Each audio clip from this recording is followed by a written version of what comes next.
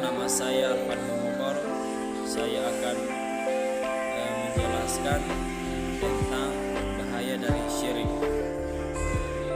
Dalam Al-Quran surah Al-A'raf ayat 172 menjelaskan bahwa setiap bayi yang akan dilahirkan ke dunia oleh Allah Subhanahu wa taala sudah diminta kesaksian tentang ketuhanan Allah Subhanahu wa taala dengan pertanyaan, "Bukankah aku ini Tuhanmu?" Setiap janin yang hendak menjadi manusia ini pun menjawab, "Tentu saja kami menjadi saksi." Untuk apa Allah Subhanahu wa taala meminta kesaksian seperti itu? Agar kelak di hari kiamat tidak ada orang yang menyembah selain Allah Subhanahu wa taala berargumen bahwa mereka tidak tahu tentang ketuhanan dan keesaan Allah Subhanahu wa taala. Dalam sebuah hadis riwayat Al-Hakim, Rasulullah SAW bersabda bahwa setiap bayi yang terlahir dari dua orang tua muslim maupun kafir itu berada dalam kondisi muslim.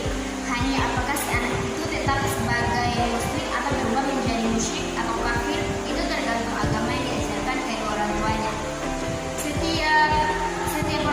Setiap orang tua muslim memiliki tugas utama dan pertama untuk menjaga akidah diri dan anak keturunannya istiqomah pada akidah yang mengesankan Allah Subhanahu wa taala.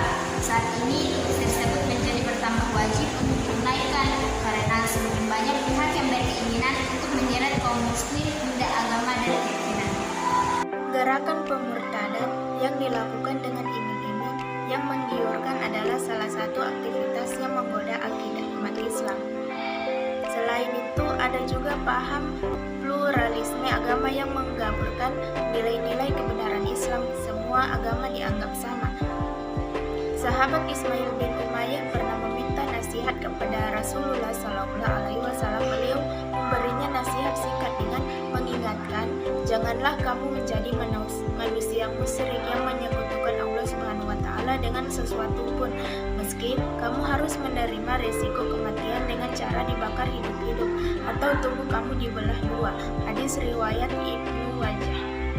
Nasihat Rasulullah SAW itu tentu terkait dengan perintah Allah Subhanahu wa taala bahwa dosa syirik akan menghanguskan segala kebajikan dan merupakan dosa terampuni. Allah Subhanahu wa taala berfirman, "Jika kamu mempersekutukan Allah Subhanahu wa taala, niscaya akan hapuslah amalmu dan tentulah kamu termasuk orang-orang yang merugi." Quran surat Az-Zumar ayat 65.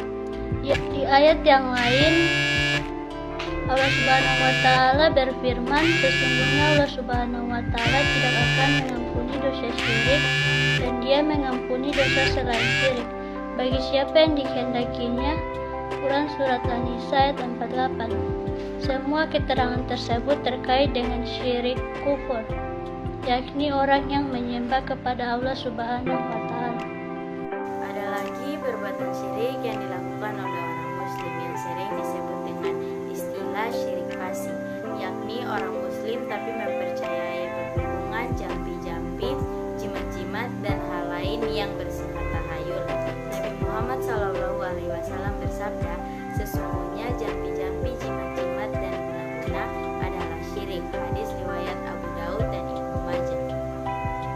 Bentuk syirik lainnya yang wajib dijauhi adalah riya. Ibadat tidak